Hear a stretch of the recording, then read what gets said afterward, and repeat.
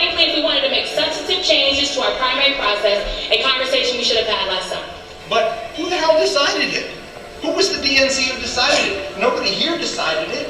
We never had a discussion at the DNC meeting about how we would decide it. Are we props to be managed, or are we the deciding body of the party? We have hundreds of young people representing hundreds of thousands, millions. We have our constituents here saying, please have a discussion on climate change. So what you saw there was a compilation, and 1 second while I try to get Twitter to close out here. You saw a compilation of DNC members as well as activists. So you saw the Sunrise Movement activists who are trying desperately to get these DNC members to pay attention, to listen to the grassroots. Then you saw people like Simone Sanders, who used to work for the Bernie campaign back in 2016, but who has now apparently sold her soul to the devil and works for the Biden campaign now. And she's totally flip-flopped on like all of the previous stances that we thought she held. And now she's, you know, collecting her money as a centrist Democrat, which fine. If that's how she wants to make her money, that's totally fine. But what's not fine is that people like her are shutting down this potential for a climate debate. She said, oh, we should have made that decision earlier if we were going to. It's too late to change the process. Then we have other people who are DNC voting members like James Zogby, who is a member of the Sanders Institute, who is, he's fantastic. If you're not familiar with James Zogby, definitely look him up. But you have people like him who on that video you saw, like, who made this decision? Are we not the voting body who is supposed to have made this decision? He seemed to be saying, you know, I didn't make this decision to not have, to not allow for a climate debate. So who made the decision? We have to listen to the grassroots. We have to listen to these activists who are representative of the people in this country. And people like Simone Sanders, you know, had the, it's too late. It's too late. So let's also talk about, where does our DNC chair, Tom Perez, where does he stand on this? I think you can probably guess, but let's take a look anyway. So Mr. Perez, this was Evan Weber, who is a political strategist with the Sunrise Movement, the grassroots movement of mostly young people who are trying to force conversation on climate change, if you're not familiar with them. So this was posted yesterday morning, 11:47 a.m. Breaking: the DNC Resolutions Committee democratically passed a climate debate compromise resolution, and it appears that Tom Perez is trying to kill it. He says it would disrupt the process the candidates have agreed to. All the candidates want a climate debate, so that can't get lost. The people want a climate debate. The candidates want a climate debate. Everybody wants a climate debate, except for people like Simone Sanders and Tom Perez, our DNC chair. It gets worse, if you can believe it, when it comes to Tom Perez. So once Perez said he plans to vote against a climate debate rule, I'll play a little bit of it. I won't make it bigger, just because you can just mostly hear what's said and not see very much.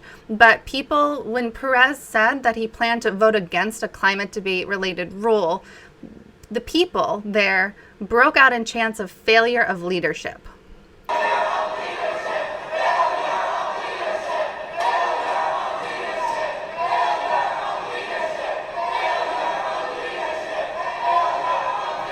So you kind of get the idea.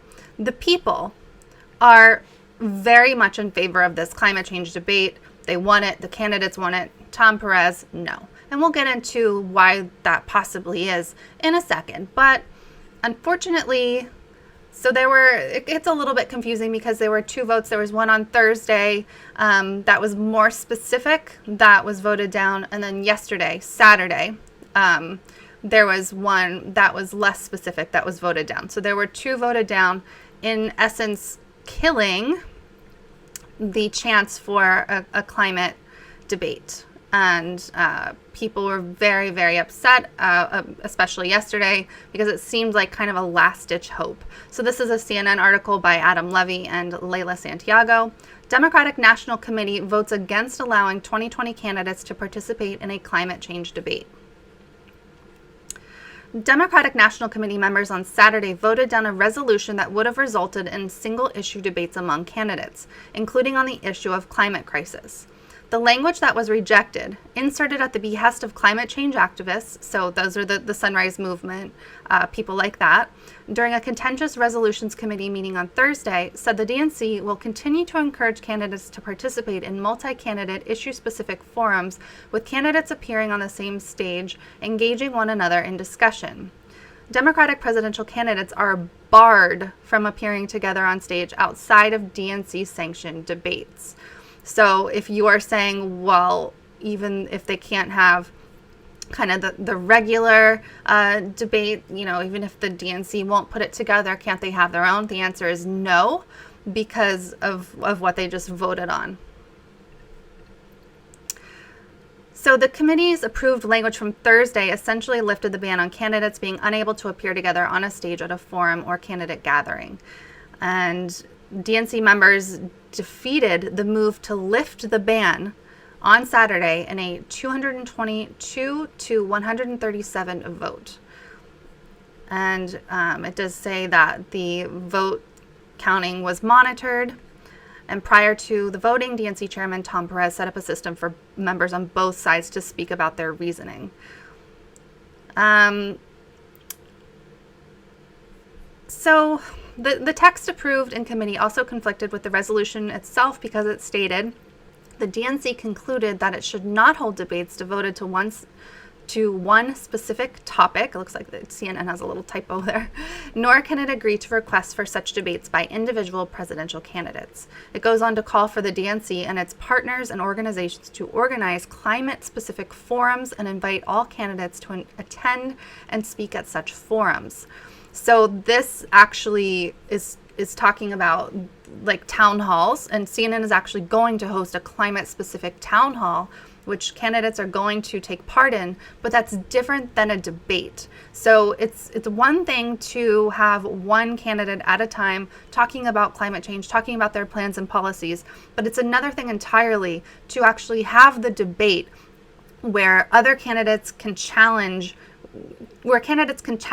each other on specific points in their plan, and where people can get a real feel for who sits where, because it's different. One person talking about their plans and policies, they're going to paint it as the greatest thing ever. It needs to be challenged. People need to find the holes in those plans. Candidates need to poke holes in each other's plans. That is how we get the real discussion going surrounding climate change or any other topic.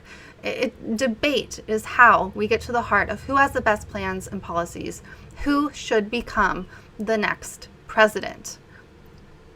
But the DNC doesn't see it that way.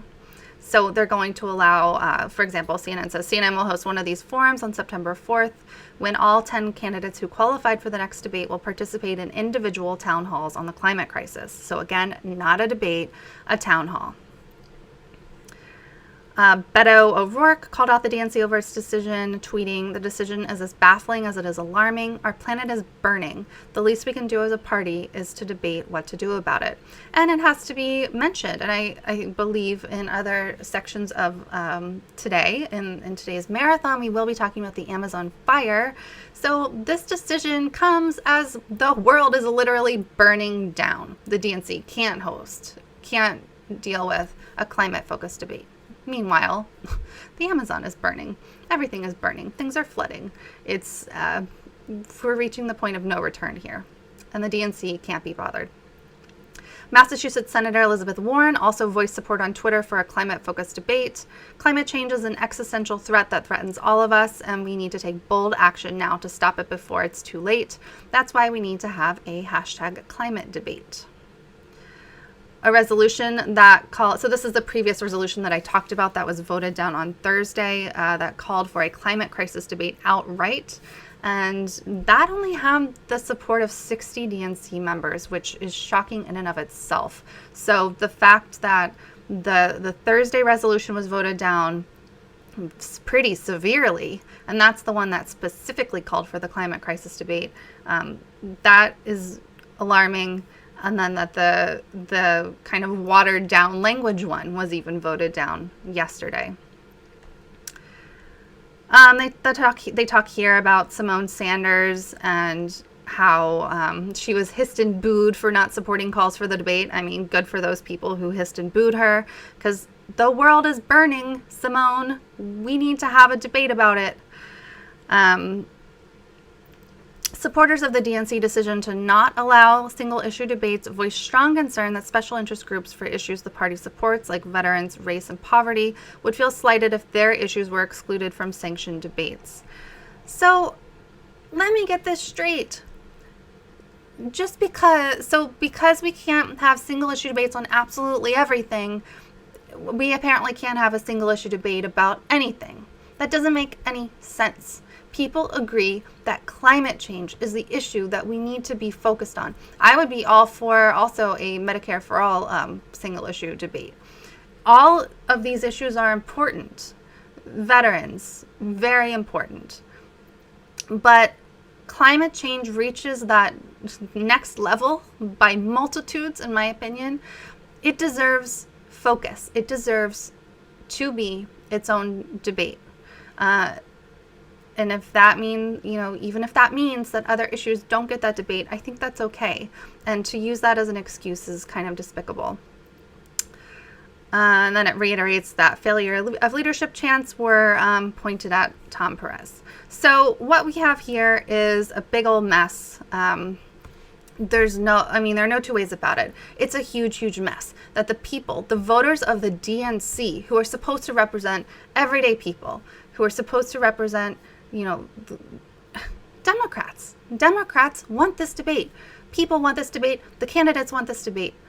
They don't care. They aren't listening. The voters in the DNC are a huge, huge problem. Tom Perez is a huge, huge problem. So let's look at why this might be. Why would Democrats at the top of the party not want a climate-focused debate? Let's see. And again, you probably will not be surprised. So Sludge came out with this article on the 23rd. And so this was the 23rd, I think, was Friday. So this was the day after the climate debate specific language was voted down on Thursday at this DNC summer meeting, but before it was totally killed yesterday. So written by Donald Shaw, a Money and Politics reporter. And Sludge is very good on money and politics if you're not familiar with this media outlet. So this is called "The DNC is Taking Thousands from Fossil Fuel Executives." Aha! So now it's becoming clearer why the DNC wouldn't want a climate-focused debate. As it rejects the climate debate, the DNC is taking big contributions from individuals who own and run companies that profit from the burning of oil, gas, and coal. Do you think the oil, gas, and coal industry wants a climate-focused debate? No, they do not. So at the top of the article here, they reiterate that the resolution on Thursday was voted down. Then, a Sludge review, a Sludge review of Federal Election Commission records suggests that there could be another explanation for the vote. Since January, the DNC has taken at least $60,750 from owners and executives of fossil fuel companies.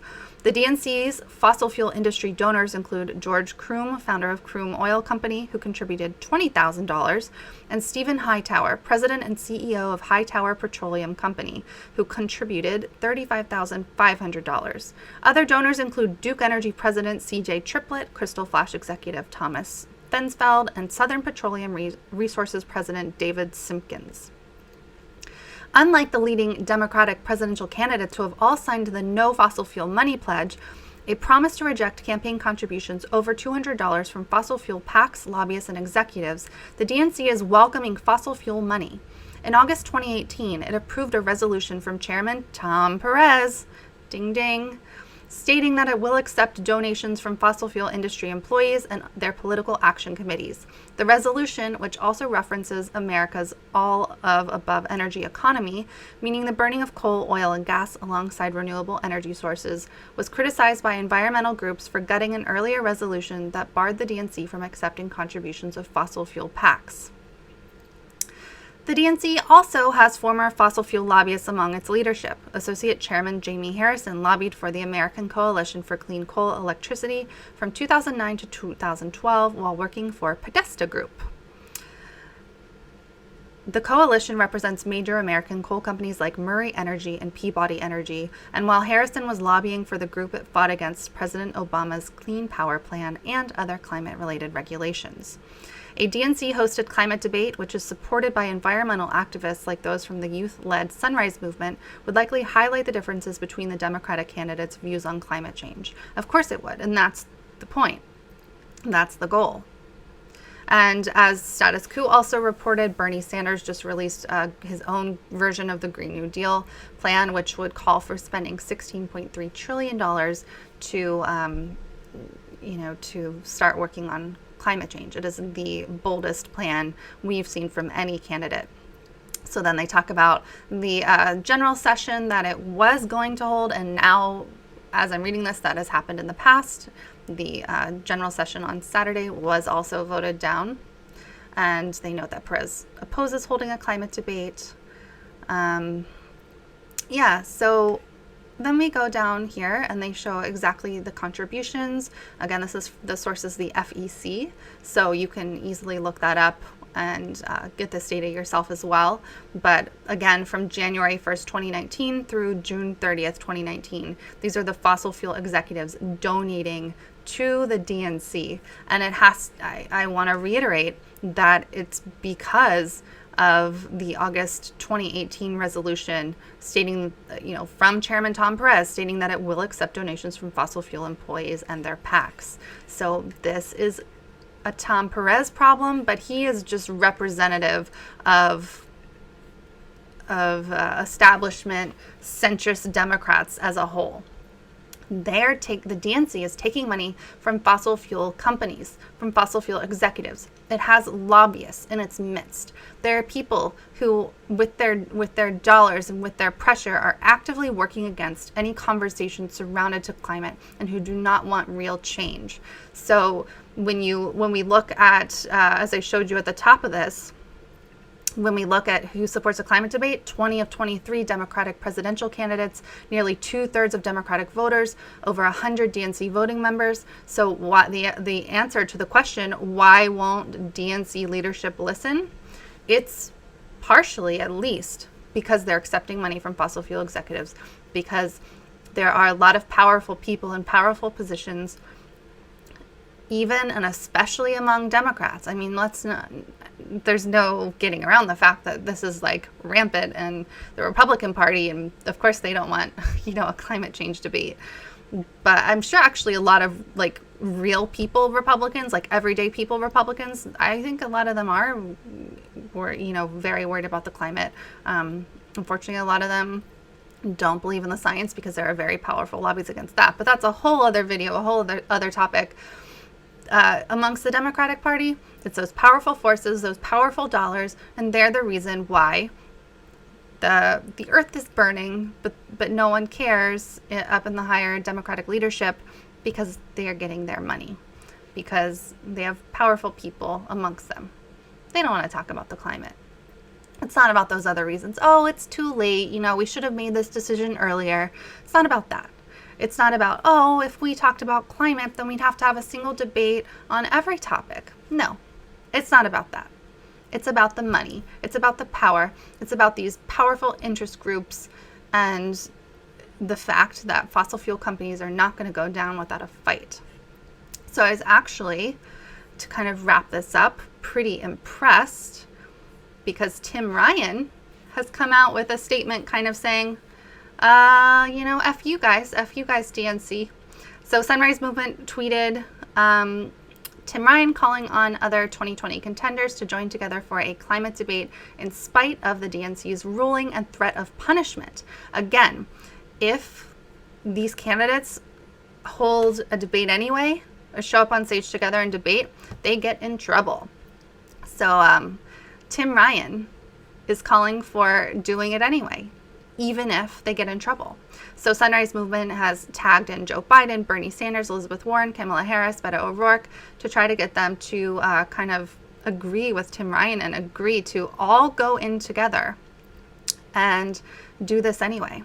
So Tim Ryan's statement, I don't know why it's not getting bigger. Anyway, hopefully you can read that. Congressman Tim Ryan calls for climate debate in Youngstown.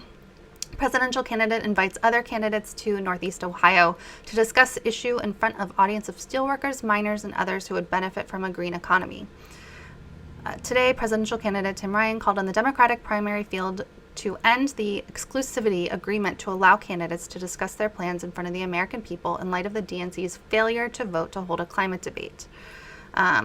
He talks about how it's a disappointment and how he wants this debate anyway. So I think that's kind of cool.